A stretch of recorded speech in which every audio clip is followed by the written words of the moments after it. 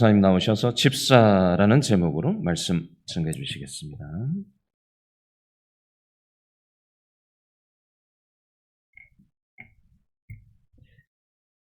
교회가 무엇일까요? 교회가 뭐라고 생각을 하시나요?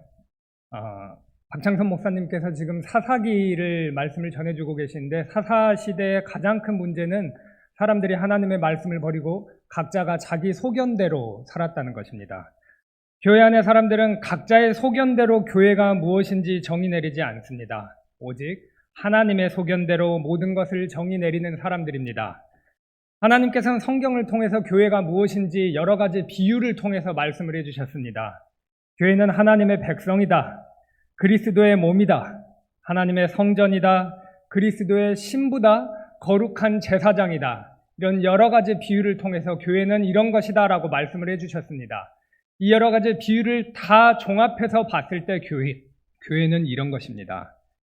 예수 그리스도만이 구원을 베푸시는 유일한 구세주라는 진리를 믿는 사람들이 거룩한 하나님 나라를 확장하기 위해서 영적으로 하나가 된 공동체, 그게 바로 교회입니다.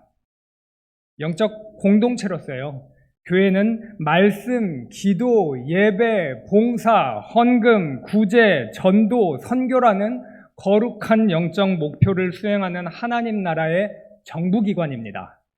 제가 지금 하나님 나라의 정부기관이다라고 말씀을 드리는 데는 이유가 있습니다. 거룩한 영적 공동체인 교회가 이 땅에서 활동을 할 때는요, 정치 제도의 구성과 세부 조직 없이 주먹구구식으로 활동하지 않는다는 것입니다. 하나님께서는요, 하나님 나라의 정부기관인 이 교회가 정부기관으로서의 육신을 입은 사람들로 이루어진 조직 체계를 갖춰서 영적인 목표를 체계적으로 잘 수행해 나갈 수 있게 선물을 주셨습니다. 근데 교회는 세상에 있는 정치 제도를 따르지는 않습니다. 우리가 세속적인 세상의 정치 제도를 떠올리면 제일 먼저 생각나는 거는 이거죠. 민주주의.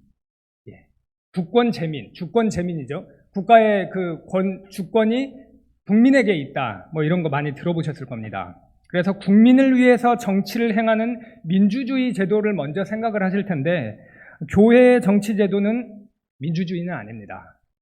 신주주의라고 해야 맞을 것입니다. 교회의 주인은요, 교인이 아니라 오직 하나님이십니다. 그래서 교회는요, 자기 주장을 펼치기 위해서 기싸움을 하는 것이 아닙니다. 교회는 은혜롭고 자비로우신 하나님께서 가장 기뻐하시는 바가 무엇인지를 찾고 순종하기 위해서 구성원 모두가 언제나 주인 되시는 하나님 앞에 있다라는 것을 깊이 인식을 하면서 서로 낮은 자세로 겸손하게 논의하는 신주주의 정치기관입니다. 또한 교회는 하나님 나라를 확장시키는 기관으로서요, 거룩한 목표를 수행하기 위해서 세부적인 조직 체계를 갖추게 됩니다. 근데 하나님께서는 이 세부적인 조직 체계를 갖추기 위해서 선물을 주셨는데, 그게 지난번 설교부터 지금까지 살펴보고 있는 직분이라는 것입니다. 이러한 직분은 어떠한 의미가 있는지 일단 객관적인 내용들을 좀 살펴보도록 하겠습니다. 하나님께서 직분을 왜 주셨을까요? 장로의 직분, 목사의 직분, 집사의 직분, 이런 직분을 왜 주셨냐는 겁니다. 일부 특정 교단에서는요, 직분을 아예 다 철폐를 했습니다. 그리고 우리 모두 다 형제님이라 부르고 자매님이라고 부릅시다라고 하는 교단들이 있습니다. 이유가 있습니다. 직분이 교회에 가져다주는 병폐와 폐해가 많다고 생각됐기 때문입니다. 예를 들어서 너무 권위주의고 수직적인 문제들이 생겼기 때문에 우리는 직분을 철폐했습니다. 그리고 다 형제 자매이고 평등합니다 라는 것을 주장하는 교단들이 있습니다. 근데 구덕이 무서워서 장 못 담글 수는 없는 겁니다. 교회의 직분은요, 집으로 따지면 골조입니다. 뼈대입니다. 그러니까 바꿔 말해서요, 교회의 직분이 없다? 뼈대 없는 집안이 된다는 것입니다. 하나님께서는 교회가 온전하게 세워지고 교회 본연의 거룩한 목적을 잘 수행할 수 있게 하기 위해서요, 직분이라는 좋은 귀한 선물을 우리에게 주셨습니다. 이러한 직분에는요, 먼저 항존직과 임시직이 있습니다. 항존직, 지난번에도 말씀드렸지만요, 교회가 있는 동안에는 항상 존재해야만 하는 직분이 항존직입니다. 지난번에 살펴보셨던 목사 직분과 장로 직분, 그리고 그에 이어서 오늘까지 보게 될 집사 직분까지 이 세 가지의 직분은 항존직이라고 부릅니다. 그런데 항존직 외에도요, 임시직도 있습니다. 전도사, 저요, 그리고 권사, 서리집사, 이렇게 여러 가지 직분들은 임시직이라고 부릅니다. 왜 임시직이냐? 성경에서 분명하게 명시하고 있는 건 아닙니다. 그러나 그래서 이제 교회 사정에 따라서요, 안수 없이 세우는 직분이 바로 이 임시직입니다. 근데 임시직이라 해가지고는 별로 중요하지 않네, 하찮게 여기시지 않길 바랍니다. 권사님도, 서리집사님도, 저도 귀중한 직분입니다. 임시직도 귀중한 직분입니다. 특별히 오늘 살펴볼 집사를 포함한 항존직의 경우에는 교회 사정이 아닌 오직 하나님의 명령에 따라서 세워진 직분이기 때문에 직분자로 세워지는 과정에 있어서 반드시 하나님의 부르심이라는 것이 있습니다. 내적 소명과 외적 소명. 지난번에도 말씀드렸지만은 한 번 더 말씀을 드리겠습니다. 직분이라는 것은 반드시 하나님의 부르심이 있습니다. 그러면 내적 소명은 뭐냐? 내가 이 직분으로 부름받았다라는 것을 느끼기 시작하는 것입니다. 근데 이런 느낌은 주관적이라는 문제가 있습니다. 그래서 개인적인 욕심으로 내가 이 직분을 원하는 것은 맞는지 아닌지 이거를 확인할 방법이 사실 없습니다. 그래서 내 마음속에 교회에서 내가 이 정도로 수고하고 그랬으니까 나 직분으로 좀 보상을 받고 싶어라는 마음을 가지고 있어서 직분을 원하는 건지, 아니면 정말로 내 마음에 추악한 죄가 씻어지고 또 빛나는 그리스도의 의가 입혀지는 그 최고의 보상을 내가 이미 받았기 때문에 하나님 나라에 헌신하고 싶은 마음으로 직분을 갖고 싶은 것인지 정확히 확인할 방법이 없습니다. 그래서 있는 소명이 무엇이냐? 확인해야 될 소명은 교회의 외적 소명이라는 것입니다. 교회 공동체가 이 사람이 진짜 직분, 진짜 하나님께서 그 직분의 자리로 부르시는 사람이 맞는지 아닌지를 확인하는 검증의 시간을 갖는다는 것입니다. 예를 들어서 외적 소명에서는 이런 과정이 꼭 단계가 필요합니다. 교우분들께서 이제 기도하시는 겁니다. 그리고 후보자가 성경에 기록된 직분의 자질을 갖추고 있는지를 분별하는 게 필요합니다. 오늘도 말씀에 이 집사 직분의 자격의 자질에 대한 내용들이 쭉 이어질 겁니다. 그리고 하나님의 뜻을 구하면서 투표를 직접 하는 것입니다. 그래서 직분자를 선출을 합니다. 이 모든 과정이 외적 소명이라는 과정입니다. 엄청 중요한 과정입니다. 왜냐하면 하나님의 섭리에 참여를 하여서 쓰임을 받아서 투표를 할 수 있는 엄청나게 중요한 영광의 시간이기도 합니다. 동시에요, 진정으로 하나님의 부르심을 받은 사람인지 맞는지 아닌지를 분별해가지고 투표를 해야 되는 일입니다. 그래서 이 투표는 굉장히 중요한 일이고 나중에 하나님께 책임을 묻게 되는 중요한 일입니다. 엄중한 일입니다. 직분에 대해서 우리가 가지고 있는 좀 두 가지의 오해도 한번 살펴보고 싶습니다. 뭐냐면 첫 번째는요, 직분하고 직책하고 혼동을 해서는 안 된다는 겁니다. 직분은 방금 제가 말씀드린 것처럼 목사, 장로, 집사 이렇게 세 개의 직분이 있고 또 임시직들이 있다고 말씀을 드렸습니다. 근데 예를 들면요, 직분 말고 직책도 있다는 거예요. 이런 거죠. 전도회장, 재직회장, 당회장, 성가대 지휘자, 반주자, 주일학교 교수, 교사, 이런 것들은 직분이 아니라 직책 혹은 직임이라고 합니다. 그래서 직분을 가지고 있는 분들이 이러한 직책이나 직임을 맡아가지고 합니다. 왜 이거를 구분을 해야 되냐면은 직분은요, 하나님께서 이런 것이 있다고 성경에서 정확하게 말씀을 해주신 겁니다. 그러나 직책과 직임은 주일학교 교사 아니면 성가대 지휘자에 대한 것들이 성경에 명시적으로 나와 있는 것은 아니기 때문에, 신약 성경에 명시적으로 나와 있는 것은 아니기 때문에 직분과 직책을 같은 급으로 볼 수는 없다는 것입니다. 직책과 직임은 교회의 상황이나 필요에 따라 있을 수도 있고 없을 수도 있습니다. 그러나 직분은 교회가 있는 동안에는 언제나 필수 불가결한 본질적인 요소입니다. 또 하나 오해, 직분은 계급이다라는 그런 오해가 있을 수 있습니다. 이 로마 가톨릭 천주교는 완전히 상하 체계가 정확하게 구축이 되어 있습니다. 교황이 있습니다.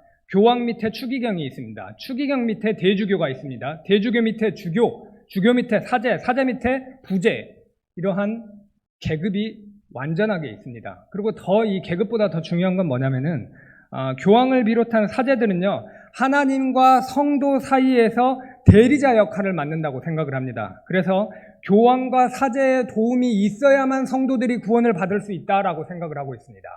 그러나 개신교 그렇게 생각하지 않습니다. 하나님 말씀에 따라서 만인 제사장설을 받아들이고 있습니다. 이런 겁니다. 하나님 아버지와 성도 사이의 대리자 중보자는 오직 예수 그리스도밖에 없습니다. 따라서 교회는 어떤 상하 위계 질서가 아니라 개개인이요, 예수님 안에서, 예수님 안이라는 것은 포도나무와 가지처럼 예수 그리스도와 영적으로 연합을 해서 하나님 아버지께로 나아가는 개개인의 평등한 공동체라는 것입니다. 그러나 주의해야 될 것은 직분에는 하나님께서 맡겨주신 책임이 더 많이 부여되어 있다는 것입니다. 그리고 직분자, 특별히 목사 직분과 장로 직분에는요, 성도 개개인이 예수님 안에서 예수님과 연합해서 어떻게 하나님 아버지께 더 잘 나아갈 수 있게 하는 것을 돕는 안내자의 역할을 감당하기 때문에 합당한 직분자에게 합당한 존경을 하는 것은 마땅하다는 것입니다. 그러나 우리가 또 잊지 않아야 될 것, 한편으로는 하나님 앞에서 모두가 은혜 받은 죄인으로 평등하다라는 사실입니다. 두 가지가 균형이 있어야 되겠죠. 이제 오늘 본문 말씀을 통해서 성경이 가르치는 집사 직분에 대해서 먼저 살펴볼 거고요. 그 다음에는 권사 직분에 대해서 살펴보도록 하겠습니다. 8절부터 13절 말씀은 집사 직분의 자격과 자질에 대한 내용이 쭉 이어지고 있습니다. 먼저 8절 말씀을 보면 정중하고라는 표현이 있습니다. 정중하고라고 쓰여 있지만 그 원어를 보면 이런 뜻입니다. 존경할 만하다라는 뜻을 가지고 있습니다. 집사님들은 존경할 만한 분이 돼야 합니다. 그러니까 인격이나 아니면 품성이나 행실과 모든 것을 봤을 때 이분은 좀 존경할 만하다. 좀이 아니죠. 이분 정말 존경할 만하다라는 그런 생각이 들 수 있는 모든 자질들을 갖추고 있어야만 한다는 것입니다. 또 일구이연을 하지 않는다라는 말씀이 있는데 간단히 말해서 한 입 가지고 두말하면 안 된다는 겁니다. 원칙과 기준이 없이요. 상황이 달라지고 혹은 대하는 사람이 달라지는 것에 따라서 말이 완전히 뒤바뀌면 안 된다는 것입니다. 하나의 원칙을 가지고 동일한 원칙을 가지고 말을 하는 사람이어야 한다는 것입니다.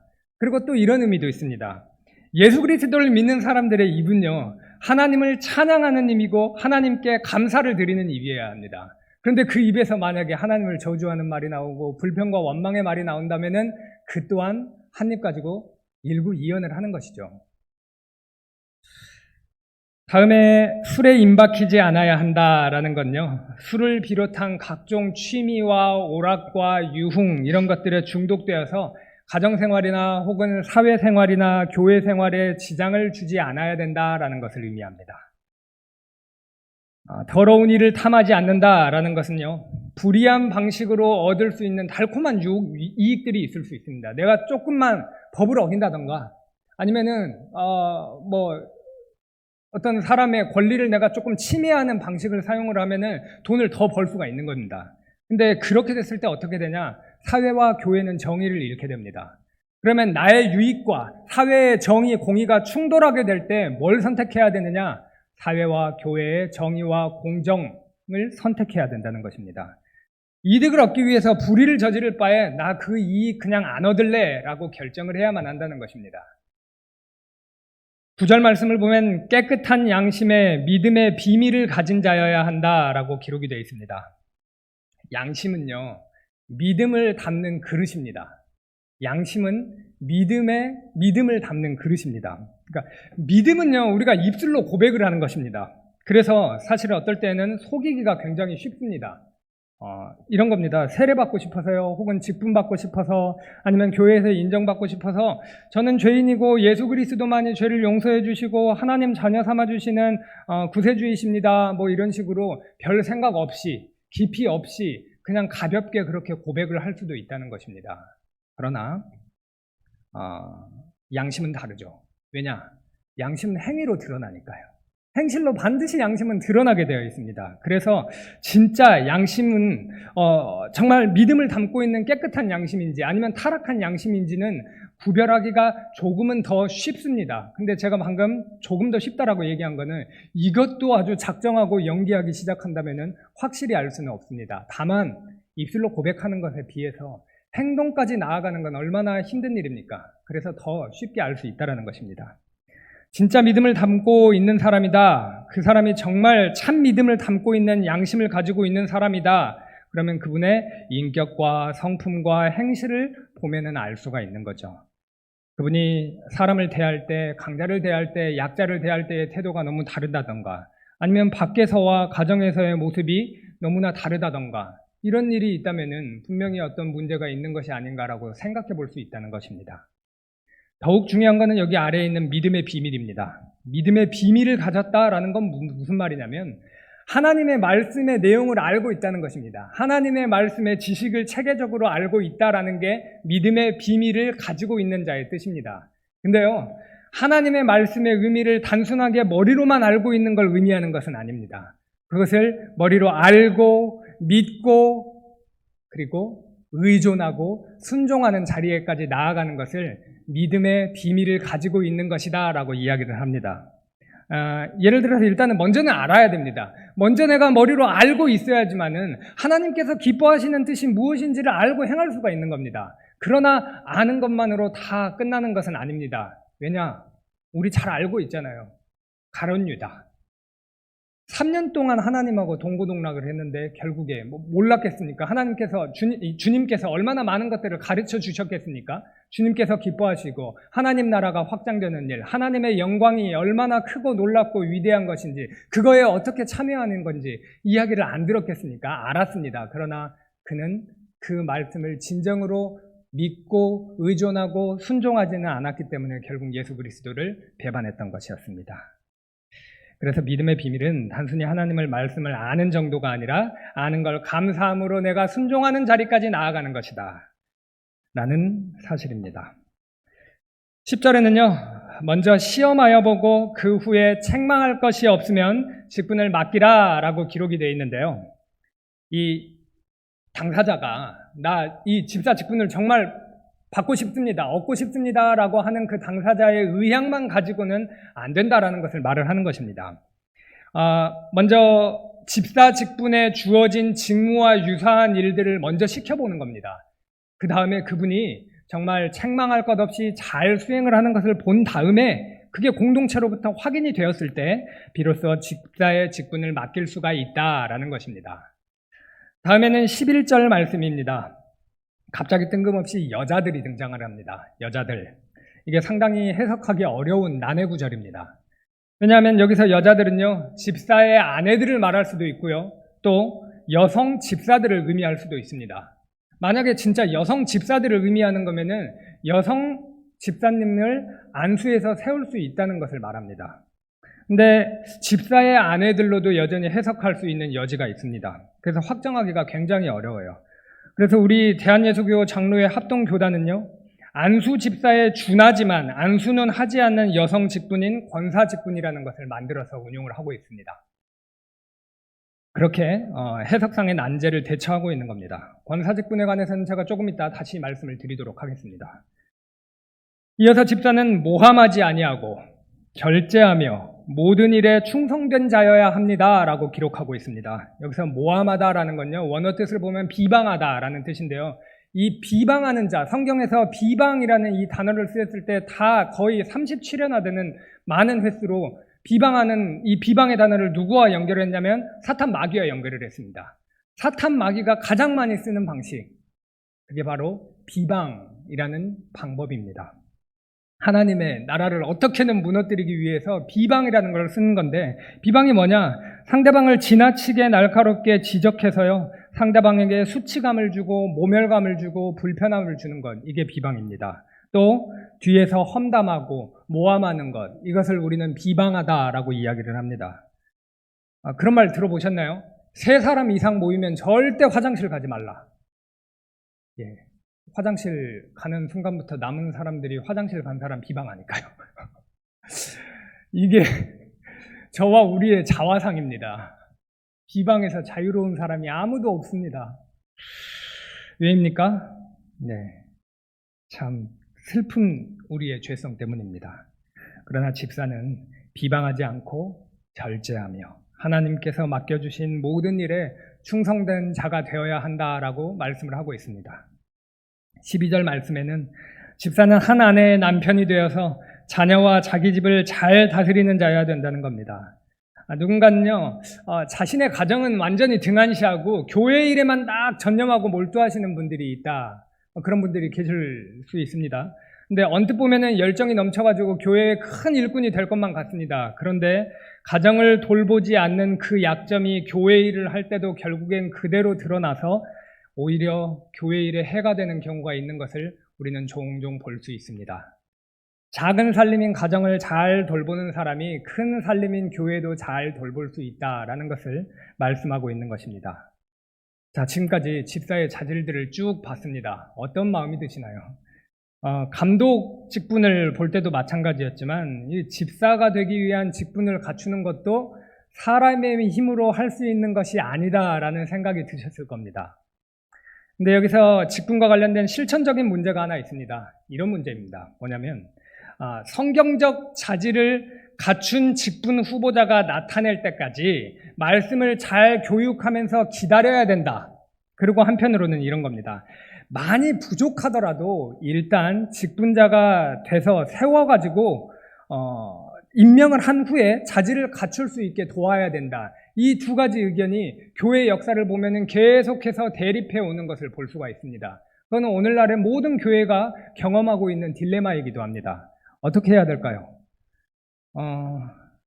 제 입장을 말씀드릴 수는 없습니다.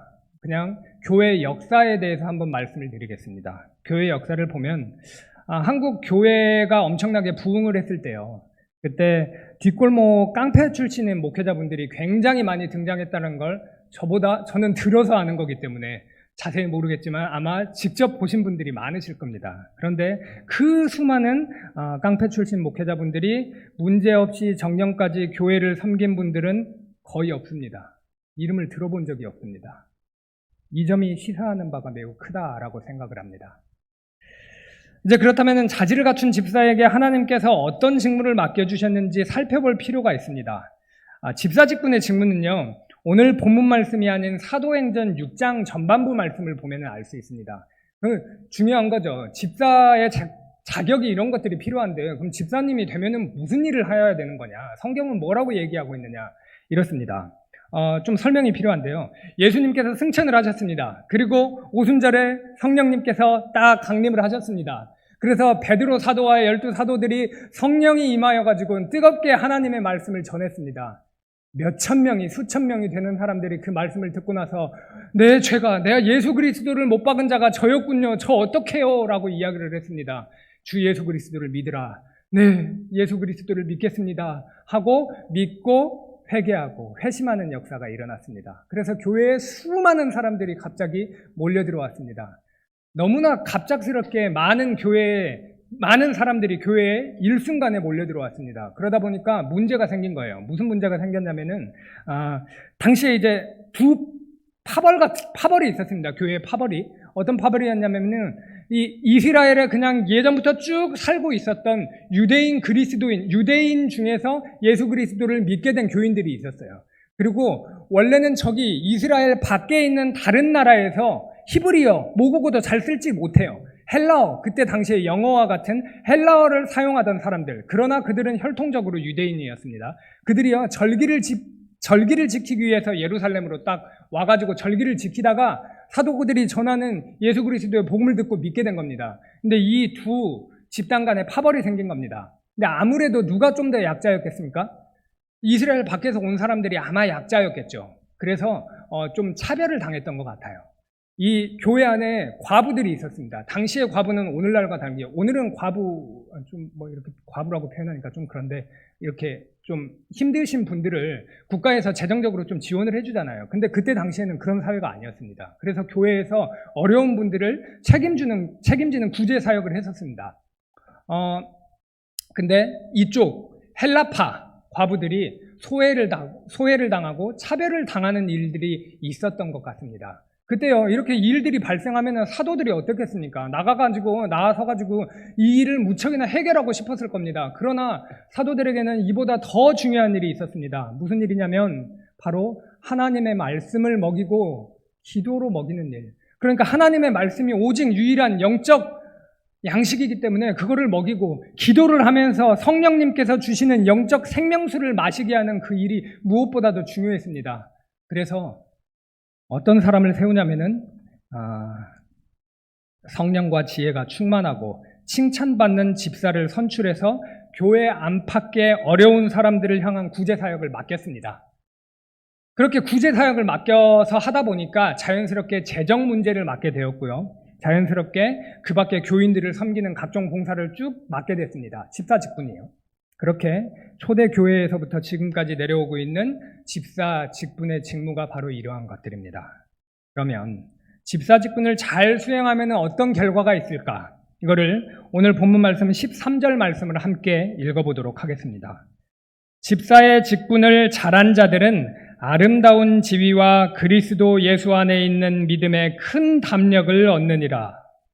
먼저 아름다운 지위를 얻는다라고 말씀하고 있습니다. 이 아름다운 지위는요, 사랑으로 섬길 수 있는 지위입니다.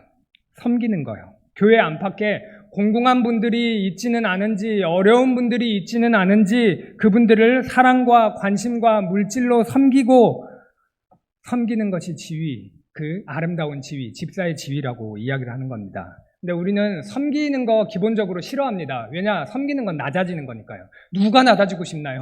높아지고 싶지. 그러나 주님께서는 새로운 영적 원리를 알려주셨습니다. 높아지고 싶으냐? 그러면 낮아져라. 낮아져라. 끝까지 낮아져라. 섬기는 것, 낮아지는 일입니다. 섬김은 권위의 근원입니다. 우리가 예수 그리스도를 섬깁니다. 우리가 섬깁니다. 근데 왜 섬기냐면은 일단은 예수 그리스도께서는 하나님 아버지와 온 세상 만물을 창조하신 창조주이십니다. 그래서 창조주의 권위가 있기 때문에 우리는 그 예수님을 섬깁니다. 근데 우리가 이 섬김을 억지로 섬기는 게 아니라 기쁨으로 감사로 섬길 수 있는 더 큰 이유가 있습니다. 그 이유는 뭐냐? 예수 그리스도가 가지고 있는 새로운 타이틀이 있기 때문입니다. 섬김의 왕이라는 타이틀을 예수 그리스도께서 갖고 있기 때문입니다. 어떻게 섬기셨습니까?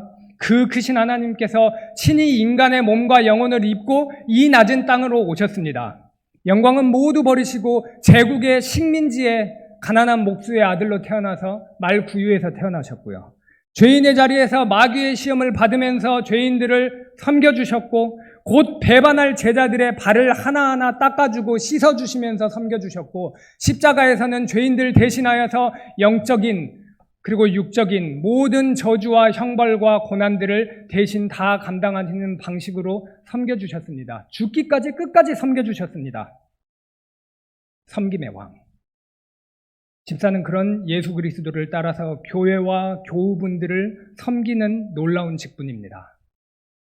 그런데 우리가 예수 그리스도께서 이 땅에서 섬기면서 얼마나 많이 조롱을 받으셨어요. 니나 잘해라 뭐 이런 거. 네가 선지자냐? 그러면은 이 얼굴을 가려놓고 뺨을 친 다음에는 네가 선지자면은 누가 뺨 쳤는지 알아맞혀봐라 하는 조롱. 별 조롱을 많이 받았습니다. 그랬던 것처럼요. 집사로서 교회와 교우들을 잘 섬기다 보면요. 가끔 이런 생각 드실 수 있습니다. 섬기니까 이 사람들이 나를 호구로 보나? 라는 생각이 드실 수 있습니다. 왜냐? 섬기면 먼저 낮아져야 되니까요. 낮아진 모습을 보여주다 보면은 누군가가 나를 하찮게 여기고 함부로 대하는 경우가 반드시 일어납니다. 그러나 분명히 알아야 하실 것은 그건 정말 잘하고 있다는 사인입니다. 왜냐? 하나님께서는 낮아지는 자를 높여주실 것이기 때문입니다. 영적으로 죽었거나 미숙한 분들은요, 섬기는 집사님들을 대가 약한 사람이라고 생각하며 함부로 대할지도 모릅니다. 그러나 진정으로 예수 그리스도의 섬김과 희생의 가치를 깨달은 분들은 섬기는 집사님들 호구로 절대 안 봅니다.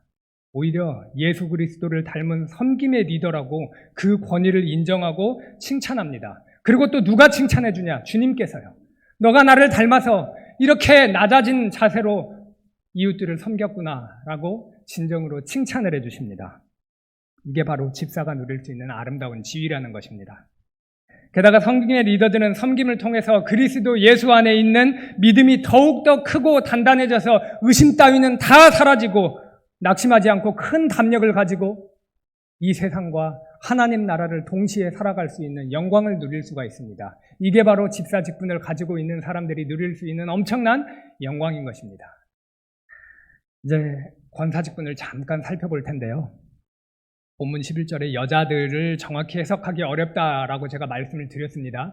여성 집사들일 수도 있고 집사의 아내들일 수도 있고 이렇게 두 가지로 해석이 될 수 있다고 했습니다. 그런데 이 해석의 난해함 때문에 우리 교단에서는 권사라는 안수 집사 직분에 준하는 이러한 직분을 만들어서 직분을 세우고 있다라고 말씀을 드렸습니다. 권사 직분을 잘 수행한 분들이 누릴 영광도요, 집사 직분을 잘 수행한 분들이 누릴 영광과 동일하다고 보셔도 무방합니다. 그리고 권사 직분은 비록 성경에 명시된 것은 아니지만 집사 직분과 함께 온 교회를 사랑과 위로와 섬김으로 풍성하게 하는 일에 귀한 쓰임을 받는 그런 귀한 직분입니다. 가정의 어머니가 얼마나 큰 역할을 맡습니까? 권사님은요, 교회에서 이 어머니, 가정의 어머니와 같은 롤을 맡습니다. 사랑의 손길이 필요한 곳이 있다면 주님의 사랑을 건네는 귀한 직분입니다. 오늘날요, 수많은 교회가 세상을 손가락질하고 있습니다. 이게 좋게 말하면요, 세상 사람들도 교회에 좀 희망을 걸고 있는 거예요. 교회는 좀 다를 것이라든 희망을 걸고 있기 때문에 이렇게 비판을 하고 있는 것일 수 있습니다. 그러나 액면 그대로 생각하면요, 교회가 예수 그리스도의 아름다움과 덕스러움과 섬김을 세상에 잘 못 보여주고 있기 때문일 수도 있습니다. 건강한 교회가 많지 않아서인 건 아닐까, 조심스럽게 그런 우려도 들고 그런 걱정을 해봅니다. 교회를 건강하게 만드는 데는 굉장히 많은 요소가 있습니다. 그리고 그 요소들 중에서요, 오늘 말씀을 보면 직분을 바르게 세우는 것만큼 중요한 것도 또 없습니다. 집사와 권사 직분이 바르게 세워져서 교회 안에 고난을 당한 분이 있다면요, 사랑과 섬김과 위로를 나누고요, 또 교회 밖에 어떠한 어려움을 당하고 있는 분들이 있다면 사랑과 섬김과 물질을 나누어 준다면은 아마 교회 안팎이 하나님의 나라가 임하여서 하나님의 영광을 함께 볼 수 있는 일들이 점점 더 커질 것입니다. 그러니 집사와 권사 직분 얻기를 사모하시기를 바랍니다. 직분을 사모하시기를 바랍니다. 그러나 내가 교회에 쏟은 정성이 얼마인데 직분으로 보상받아야지라는 마음으로 직분을 사모하라는 말씀은 아닙니다. 영 죽을 내가 예수 그리스도께서 베풀어 주신 그 10,000달란트의 은혜가 너무나도 값져서요, 내가 한 번 사는 인생, 기왕이면은 주님의 몸인 교회를 건강하게 세우는 일에 쓰임받고 싶다라는 그 아름다운 소망이에요. 그 소망 가지고 직분 얻기를 사모하시길 바랍니다. 직분이 없다고 해서 주님 못 섬기고 교회 못 섬기는 건 아닙니다. 그러나 13절 말씀을 제가 다시 읽겠습니다. 집사의 직분을 잘한 자들은 아름다운 지위와 그리스도 예수 안에 있는 믿음의 큰 담력을 얻느니라. 이 은혜가요, 집사님들과 권사님들과 그리고 앞으로 집사님과 권사님들이 될 모든 분들께 넘쳐서 길신교회가 사랑과 섬김으로 굳세게 세워지기를 간절히 소망합니다. 기도하겠습니다.